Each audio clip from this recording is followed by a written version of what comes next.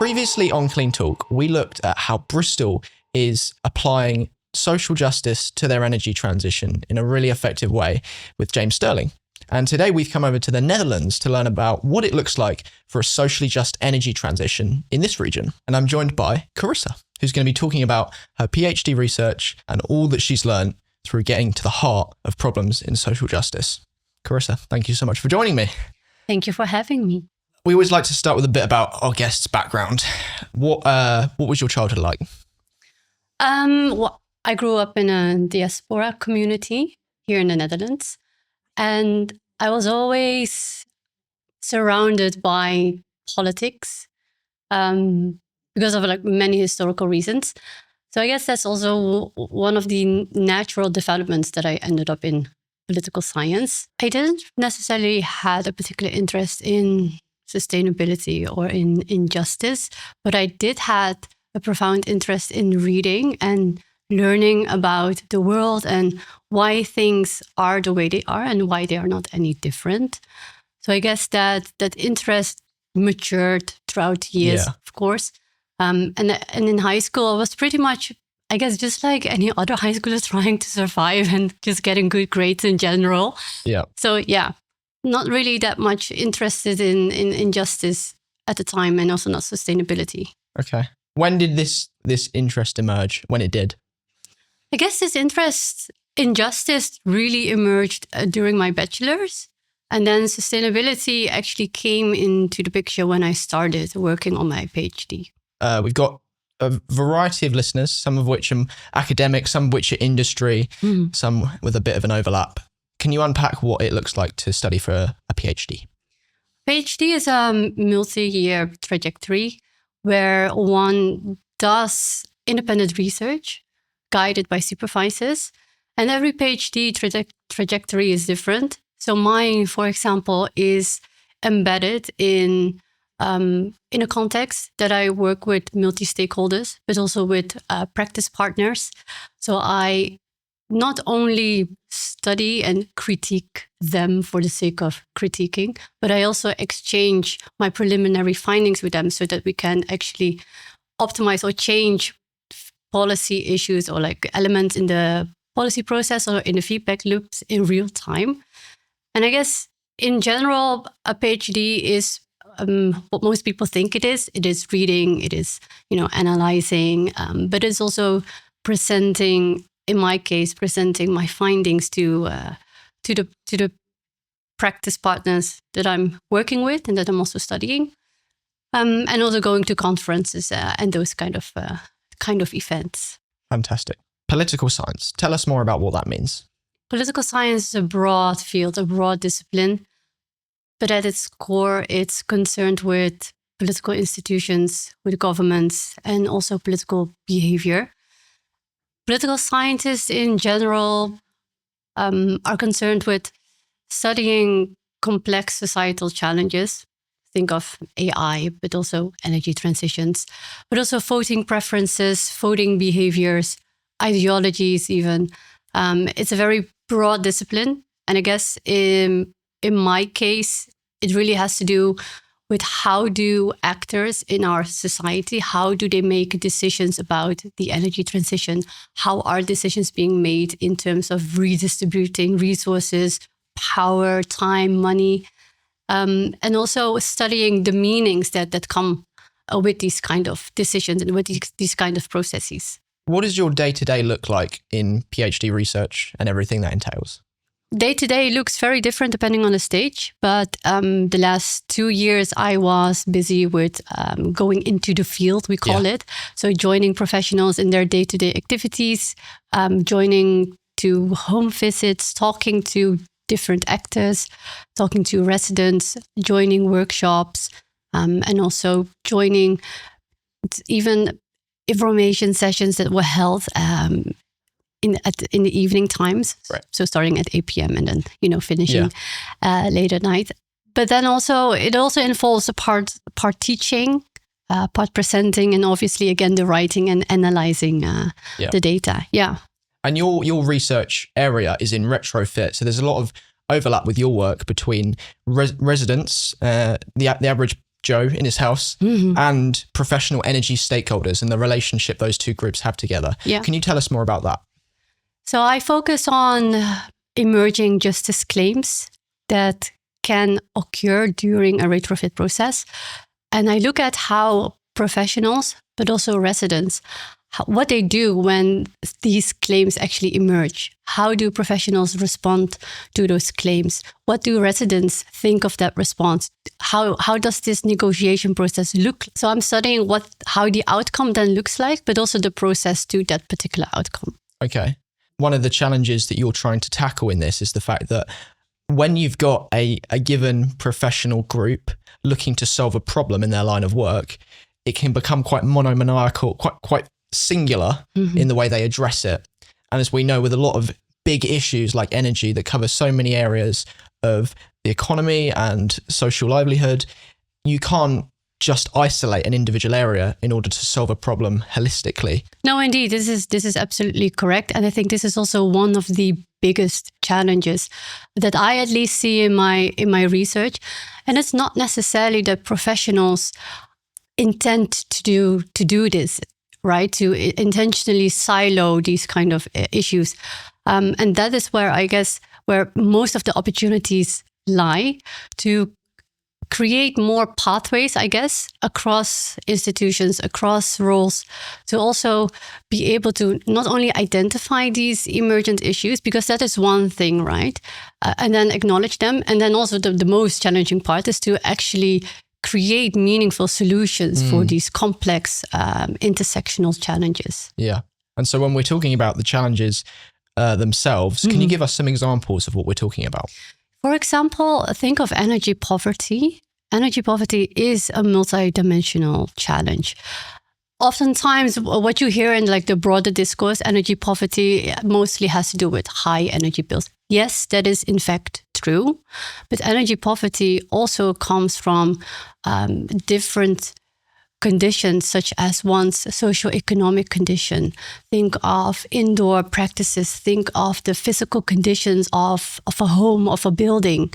And these are obviously, there's no one solution that can address all of them. No. So it has to be multiple solutions, even sometimes at the same time and sometimes not. Yeah.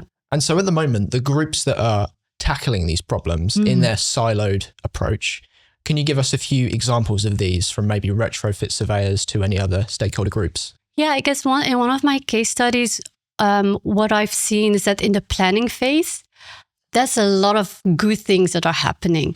Professionals that are doing a certain task that's not in their portfolio, really trying to engage with residents. But then the moment that the planning phase is over, it almost seems that the systems goes back to default mode. And all of a sudden that those interactions between residents and professionals get lost in the implementation phase. Right. And I guess that's a missed opportunity, because it is exactly in the implementation phase that emerging challenges can occur. But then they kind of like disappear into this, into the big ground systems that we have.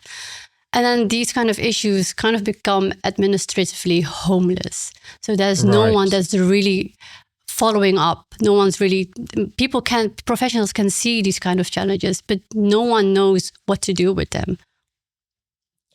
So what other groups have we got to deal with? We've talked about, I guess, the retrofit process and the people deploying that. What other groups are involved in this issue and tackling them? Think of the municipality. In my case, it's housing corporations, because I'm looking at social housing. I'm also looking at, for example, homeowners, energy companies, project management, constructors. It's really a multi-stakeholder constellation that I'm looking at and that I'm working with. So everything that goes into the upkeep and maintenance of a property network, basically, or a property kind of portfolio. Yeah, basically, yes. So tell me more about what the current process is that unfolds when an issue emerges in this environment. There are two broad expressions that I see in my research. So on the one hand, we have the status quo, which is that a claim is emerging. So a resident is expressing a particular concern, and then the professional responds in a way that goes like, that's not in my mandate. Right. And then the concern kind of disappears out of the institutional gaze. But that doesn't necessarily mean that the claim all of a sudden ceases to exist, right? It's still there. And then what happens is that the inequalities that are embedded in these justice claims are actually being reproduced. And then the second broad expression that I see is that the response from the professional is completely different. Instead of saying, that's not my mandate, professionals in a more collaborative setting, they actually say, hey, it's our collective responsibility. And I know exactly to whom I should bring this particular claim because it belongs to these, and these portfolios. And then what you see actually happening is not necessarily that there's already a solution, but in the moment of bringing that claim into the institutional environment, there is an opening for a meaningful solution to emerge, but also for the potential to transform these kind of inequalities that are present within these claims, right? So those are two of the broadest expressions that I see happening currently. Got it. Okay. And so what are some really specific examples of issues that emerge and the ways that they put tension and pressure on different social groups? Many of the claims that come forth has to do with lack of maintenance, has to do with the indoor quality of the home, think of damp and mold. But it also has to do with broader issues such as social safety, even loneliness, but also mental and physical health issues. And these obviously do not immediately fit into the responsibility of, let's say, of an energy professional. Okay. Right? In, let's call it case A, where professionals truly work down their checklist, which of course is important. Yeah. But then at the same time, this particular concern about damp is not being addressed. And I guess that's a missed opportunity. Why? There will be another round of intervention needed to address this particular problem, because again, damp doesn't disappear, which means that the housing corporation in this case must invest another round of time, of money into solving this issue. But then when this is actually combined with, this home visit, then of course you also reduce the extra cost that comes with it. But by identifying it later on. So it's not only efficient, it's not only just, and in terms of more in moral terms, but I mean, it's also cost efficient and time efficient. Mm-hmm. So mold is one example. Are there any other examples of emerging issues that are getting overlooked because of a cookie cutter approach to this process? Many issues actually, but again, these issues are being overlooked because they do not fit this imagination that we have of an energy transition. So for example, there are issues concerning social safety in the neighborhood. But I've also had chats with residents who were very concerned about the lack of green in the neighborhood, which caused tremendous indoor degrees during summer. So all these kind of issues that seem small, but if they accumulate over time, then obviously you have this huge time bomb actually ticking. Yeah. In the UK, the council is never short of complaints. In the UK, people are very frustrated at the public sector and its I guess its ability to deliver for the people of the UK. In the Netherlands, and from your experience in the Amsterdam and Rotterdam and that sort of area, what are the levels of trust the average person has for their municipality to look after them and meet their needs? It's not particularly high, especially in the neighborhoods where the energy transition is currently unfolding, because it's kind of paradoxical, because these neighborhoods are historically have been neglected, but then at the same time, because of that neglect, the housing stock is deteriorating. Right. But then if they are being retrofitted, then you actually have a quick win, right, in reducing CO2 emissions. But then at the same time, the people that are living there, because of the historical neglect and many other different reasons, there's not a lot of trust in the government in general. You've worked with some of the poorest neighborhoods in the region. Can you unpack some of the stories that you have from that experience? One of the stories that I see emerging in my research is that the moment that the energy transition or an energy transition is also being approached as a social transition. So not only do professionals achieve their policy objectives, but at the same time also achieve to create additional social value by addressing these emergent justice claims. What I see is that there is a slow but gradual process in restoring trust in people and also trust in institutions. Of course, the entire livelihood within the neighborhood also improves. And at the same time, what I also see with this kind of approach is that the chances of getting a huge delay is minimal because people work together. That's not only, in justice terms, that's not only highly favorable, but also in very economic terms, that's very, very beneficial, right? When there is no delay in the energy transition. Yeah. And I guess that's one of the biggest lessons that I see unfolding in these neighborhoods. What are the most commonly overlooked sort of deprivations that you're coming across? It's almost in the relational and almost the social dimensions of human life. Let's put it like that. But also the deprivation, I guess, in the systems that we are all part of, our institutional systems, because in a way that they are so siloed and fragmented.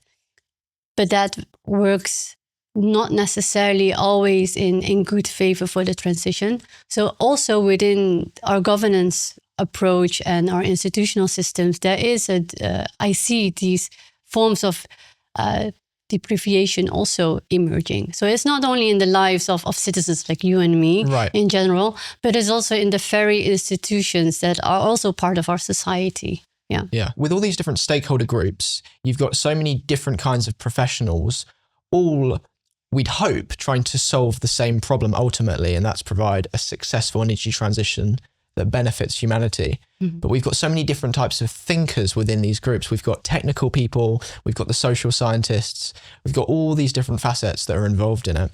From your perspective, what are the risks that we pose to ourselves when we take a too technocratic approach to the energy transition?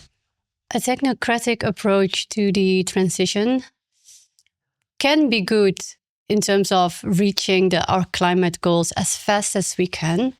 But at the same time, if we only adhere to that kind of approach, it also risks reproducing the very existing inequalities that we try to address. So I guess that's one of the biggest risks that I see with such an approach. But then at the same time, it doesn't necessarily mean that technocratic approaches should be abandoned, right? But there should be a balance. Okay. For me, I'm trying to picture what technical versus social looks like. Mm-hmm. So if you were looking at a retrofit project, would an example of that playing out poorly be delivering a retrofit project, but although the system is great and it's super efficient and the resident's home is going to be much more sustainable on energy level, it might not be user friendly and they might not have, the resident might have quite a steep learning curve to understand how to maintain this system that they've got in their home. Would that be an example? Exactly. Yeah, exactly. So you can have the best technology in place, but if people do not really believe in it or people do not know how to use it, then it will not solve, or it will even create new challenges that needs to be addressed. And I guess that's where, the whole idea of dialogue and deliberation and, co-creation comes into play. When different perspectives are sitting at the table, you can identify blind spots that you by yourself might not have been able to see, because we all work with a particular lens, right? Yeah. And with particular practices. By having these conversations also with citizens, we can develop systems and technologies that fit also into the lived realities of the people that will be using these technologies in their day-to-day life. And that's the critical thing. What does creating that interface between the professional and sort of infrastructure world and the residential and community world look like? Because I think in my head of like maybe public engagement workshops, opportunities for people to learn about these new systems and get funding or get support in installing them. What other avenues do we have to kind of connect the retrofit industry with homeowners? So what I see happening in the Rotterdam case, what works really well to bring those worlds temporarily together is when professionals are also working within the neighborhood. When there's not a lot of changes in staff. So I guess residents in these kind of neighborhoods truly appreciate consistency and also visibility. And by being in a neighborhood and by having the same faces, you can also actually create a relationship, right? You can create trust and transparency and also lowers the threshold, I guess.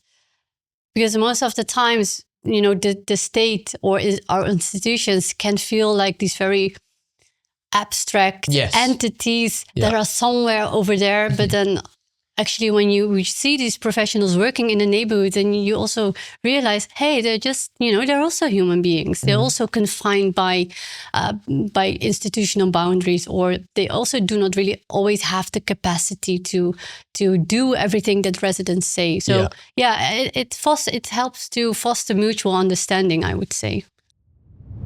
Big tech doesn't actually care about the environment as much as it claims. The largest cloud providers keep moving the goalposts on their climate commitments.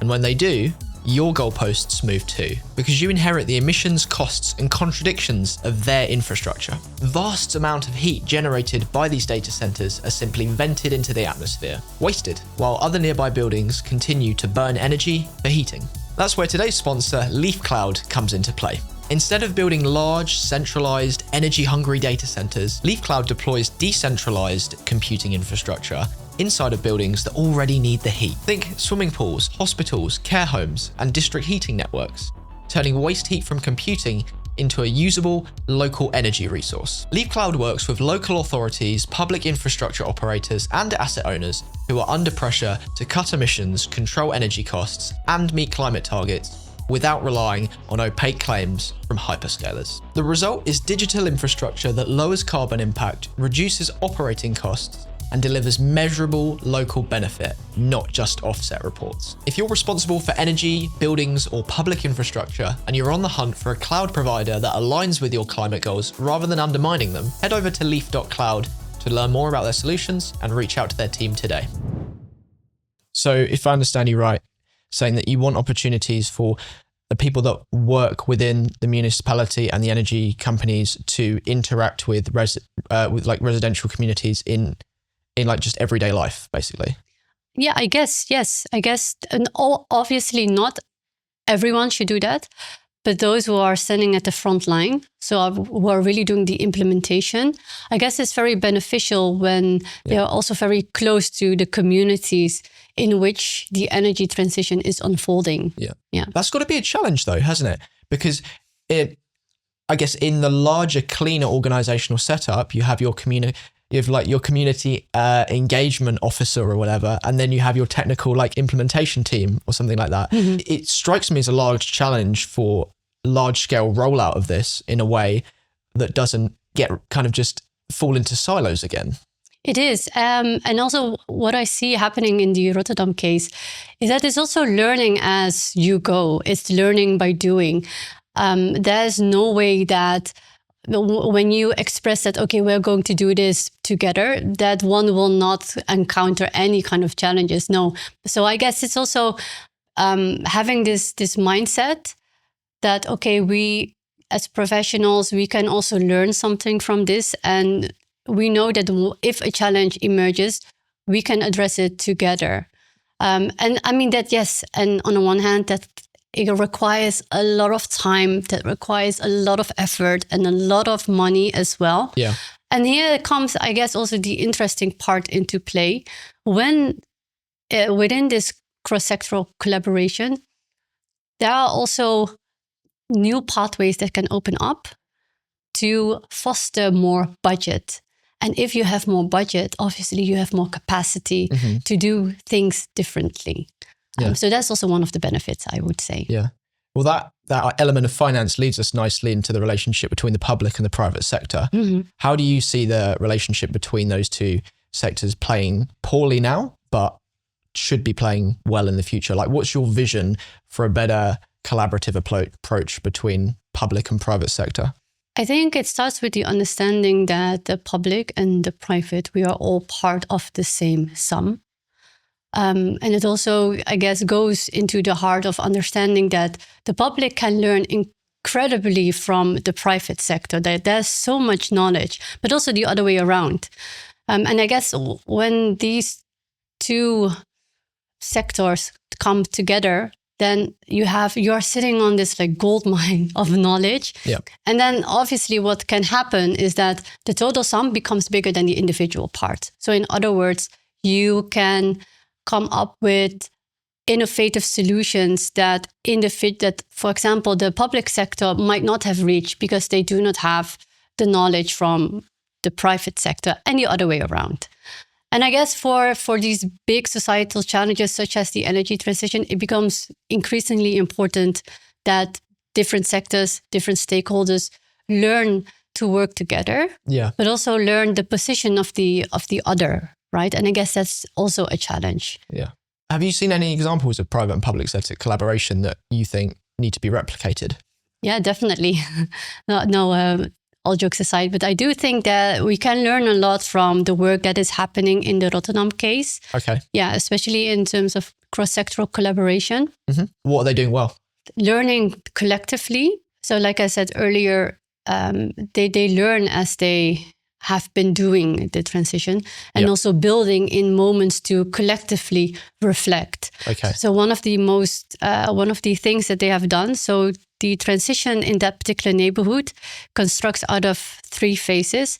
And at every phase, all the involved stakeholders, together with residents, they reflect on that particular phase. And then the insights, they take that with them to the next phase and also immediately implement that.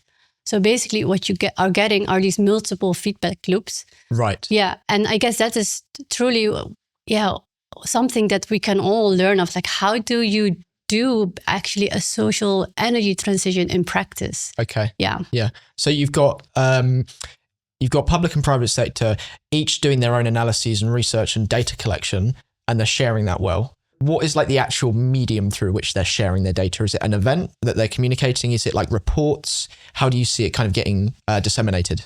Very informal, very low key. So it's basically a meeting, a workshop is being held in the local community center. So they invite all the involved stakeholders, and there's tea, there's coffee, there's cookies, everything. And we're just having a very informal chat with one another, reflecting on these kind of on the challenges and also on the things that went well in the neighborhood. Yeah. Yeah. When those people come together in that environment, what I guess from my angle as a filmmaker, I'm always wondering where media plays a role in sort of the engagement process, particularly with the public, because we're such a weird and wacky group of people, and communicating and getting people on board with behavior change is really hard. Like, it always baffles me to see how much of an uphill struggle it is to bridge 2 groups that sometimes clash quite a lot. Where do you think, as a political scientist, the role of storytelling comes into play in all of this? Incredibly important. It's incredibly important because storytelling also has the possibility to show people that things can be different, right? Yes. It can also inspire and invoke hope in people. It can give them an horizon. So in that point of view, it's very important. And it also depends on who is telling the story. So I guess when I'm looking at the Rotterdam case, and you were talking about changing behavior. Yeah. So one of the things that I have seen is that residents, mostly women, they were trained as some sort of energy coach. Okay. And then they would visit their neighbors, right? And they go inside with this little bag of insulation material and stuff like that. And they actually inform their neighbors like, hey, did you know that you can do this and this, and then your energy bill will go down? So I guess that's also a very informal way of storytelling, but also by someone that lives in your neighborhood. So I guess, I truly think that storytelling is becoming more and more important in these kind of complex societal challenges. Yeah. Fantastic. There's a couple of reflections I have on that. One is like the perspective when it comes to storytelling. And the other is the role of the ambassador. So you saying about equipping people to go into their communities and kind of educate on energy literacy, essentially. On the like perspective piece of that puzzle, when we look at the storytelling kind of landscape, you have everything ranging from direct advertising to documentary. I would say that that's maybe the spectrum. When you look at direct advertising, you've got somebody speaking at you, telling you a story of why their product or service is good and why you should buy it. And then on the other end, you've got this observational approach where you look at a story and try and provide an unpartisan or like an unbiased reading of it. How do we engage the public in climate and energy discussions in a way that doesn't feel forced or contrived or too salesy? Do you know what I mean? Yeah, absolutely. I think here the role of authenticity really comes into play. So because you and me, we can feel when something is like fabricated on social media, right? Yeah. I mean, you will not listen to that kind of content.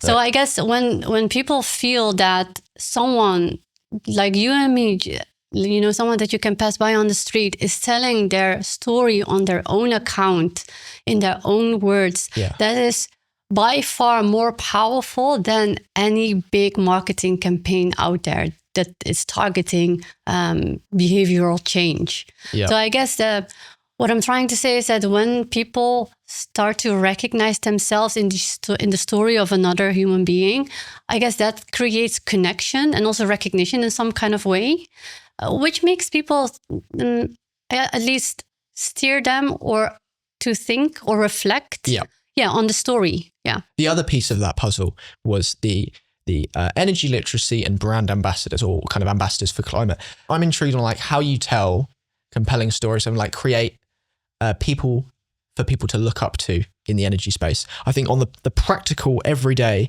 local community level, what you said strikes as a really good solution with getting like somebody who's known in the community to go and like be the kind of climate warrior, go and like talk about how it works. How does that scale up? I mean, obviously in my head, I'm thinking from a branding and marketing perspective, you could say that someone, say like an influencer on social media that's known, could in theory be the large scale version of that local sort of climate or energy ambassador. How do you think it scales up? Do you think in the sort of the influencer scene is too contrived for it to work? What are your thoughts on how that looks? I think influencers can definitely play a role, but only to a certain extent. Okay. Yeah. Yeah. So I think influencers can be very useful in reaching a huge and diverse audience and creating that very stage of awareness. But then obviously it doesn't stop at awareness. People will then start looking around, okay, what can I do in my own neighborhood? So I guess there needs to be a link also with someone's direct environment. So perhaps also knowing where to find information on what is happening in your neighborhood, what you as a young person can do in your neighborhood. And I guess what's also very important is that it's not only then symbolic participation, but that especially youth, once they are getting a seat at the table and the knowledge that they bring in, that is also seen as a legitimate form of knowledge that can inform decision making. From the political angle, I'm always fascinated by the increasing polarization between, particularly in the UK and the US. The UK is increasingly similar in its sort of polarized optics to the US is on politics. Mm-hmm. How do we navigate an energy transition where it feels like it naturally lends itself to one end of the political spectrum? It feels like the energy transition is a left agenda. How do we engage with people on right-wing political sort of end of the spectrum in a way that's useful and collaborative when oftentimes they're so easily turned off by the ideas of renewable energy? Yeah, that's an incredibly important question. I guess a starting point would be to understand the standpoints of the other party, to also understand the counter arguments, and perhaps even understand where the resistance comes from. Because most of the times when resistance is being manifested in practice, it doesn't necessarily has to do with the transition itself, but what kind of outcomes it might bring. So let's say fear of cost, fear of loss of resources, fear of loss of individual freedom. And these are all valid concerns. Mm-hmm. But I guess what's very important is that there should be a dialogue. Yeah. And there should also be not only a dialogue for the sake of talking to one another, but truly understanding each other's viewpoints, because only then we can move beyond them, or perhaps we can transcend them. And I guess that's the ultimate point that we want to reach, right? Yeah. Because every transition will spark different anxieties. And that is something that will always be the case. So it's not necessarily that we should eliminate all these different forms of fears and anxieties, but that we should find ways to transcend them. Mm-hmm. Yeah. I also feel like sometimes sort of the political right's viewpoint on renewables can be quite reductive in terms of its sort of market structure. So they tend to associate it with kind of like centralization, mm-hmm. subsidies, stuff like that. Too much kind of centralized oversight on things. But that's not necessarily the case. There's lots of sort of free open market private sector players that are kind of leading the way in the renewable energy transition. So when we recap the research and engagement you're doing in and around retrofit and the negative effects of kind of energy professionals having a really kind of cookie cutter and siloed approach to solving societal problems at the end of the day, and the negative effects that has, what is your outlook on the situation? I guess if professionals who are currently working in a siloed environment keep working as they will, then we will experience a lot of delays in the energy transition. There will be resistance, because if people feel that something is being pushed down their throats, obviously no one is willing to work or to even open their doors for you, right? So I guess, when other societal issues are not being addressed, and I'm not saying that this is in the case in every context, but in very specific context where we do know that there are other challenges going on besides energy, and professionals keep working in siloed ways, then it will cost a lot of money and a lot of time. Yeah, the irony there, of course, is the fact that keeping our current approach will be a wasteful way of doing something that's supposed to reduce waste. Yeah, it will not be sustainable. I find this fascinating because you've got so many different things at play. And I love speaking to you as a researcher because you're very careful with your words. And, I remember before we had this call, I was chatting to you about what you wanted to say and I was asking your opinion on things.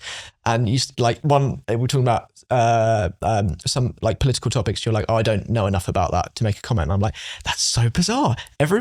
So many like people in other professions or maybe skill sets are quick to like answer things. So I'm always fascinated and quite impressed by how researchers kind of control what they contribute on. So well done.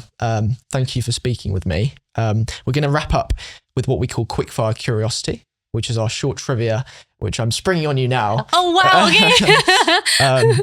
To learn a little bit more about you as a person. Okay. So the first question of which is, what does futurism mean to you? Wow, what does it mean to me? Well, to be honest, I've never really given it a thought. I guess futurism to me means being able to leave behind a world that is, well, here I go again, sustainable, but also just for future generations. I guess that's what futurism means to me. And of course, at that time, modernity will probably have a completely different form. But I guess it's the legacies that we leave behind that will inform what futurism will look like. Yeah. If you could speak to your younger self back when you were in education as a young person, what would you say to them as a piece of advice? What would you encourage them any wisdom you had to give them about their career and their life, what would you say? Don't be so insecure. Trust your intuition, and you're doing well. Keep going. For people that are at a critical juncture in their career or education, they've got to make a decision about where they want to go or what they want to do. What questions would you encourage them to ask themselves to spot the best opportunities for them? I guess a question has helped me is when I'm seeing, for example, when I was looking for different kind of research opportunities, I will always ask myself, do I see myself doing this for many years? And is this also something that gives me energy? So when I wake up in the morning, do I feel like, oh, I have to go to work? Or do I feel like, yeah, even though I'm tired, I'm still like, yeah, I'm going to work. I'm going to do something that I actually enjoy doing, whatever that may be. Yeah. Yeah. So I guess like when you feel that spark within you, I guess that's then the match for you. Where can people go online to find out more about your work, engage with you, or collaborate with you? Very boring on LinkedIn. LinkedIn is boring. It's not true. It's not boring. Yeah, I guess I'm currently, the most easiest way to reach out is on LinkedIn. Yeah. Okay, fantastic. Charissa, thank you so much for joining us today. I've loved getting an insight on how the Netherlands is tackling social justice around the energy transition. It's fascinating to see overlaps and differences between that and the UK. And I'm excited to follow your work and see where it takes you next. Thank you so much for having me, Luke. It was a pleasure.